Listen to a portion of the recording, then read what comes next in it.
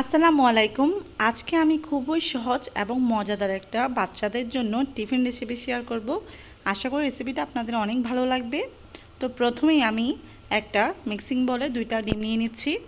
আপনারা ঘরের সদস্য অনুযায়ী কম বেশি করতে পারেন। এরপর আমি দিয়ে দিচ্ছি 2 টেবিল চামচ পেঁয়াজ কুচি। এই সাথে দিয়ে দিচ্ছি হাফ টি স্পুন গোলমরিচের গুঁড়া।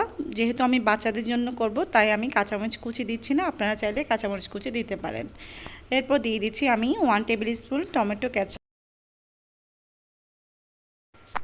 এরপর আমি দিয়ে দিচ্ছি আলু কুচি। এখানে হচ্ছে হাফ কাপ পরিমাণ আমি গ্রেটারের সাহায্যে এটা গ্রেট করে নিয়েছিলাম। তারপর দিয়ে দিচ্ছি নুডলসের মশলা।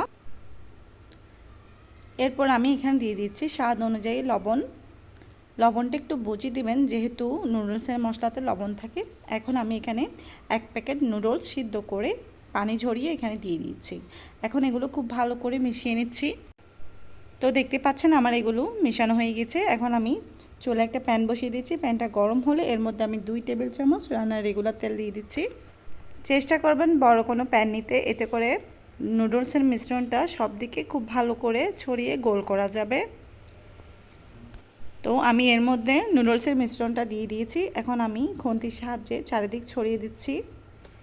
চুলার আঁচটা একদম লো হিটে রাখতে হবে যাতে কোনোভাবে এর আঁচটা বাড়ানো না হয়।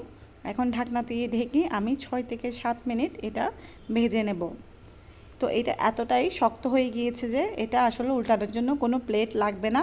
এটা খুন্তির সাহায্যে খুব সহজে উল্টে যাবে এবং ভাঙবেও না। এখন আবারও আমি ঢাকনা দিয়ে ঢেকে 3 থেকে 4 মিনিট এই পাশ ভেজে নিচ্ছি। তো নুডলসের অমলেটটা রেডি। আশা করি রেসিপিটা আপনাদের অনেক ভালো লেগেছে। দেখলেন তো খুবই সহজ একটা রেসিপি, বাচ্চাদের জন্য একদম পারফেক্ট। টিফিনেও কিন্তু ওরা খুব মজা করে খাবে। একবার বানিয়ে দেখুন, ট্রাস্ট মি অনেক ভালো লাগবে।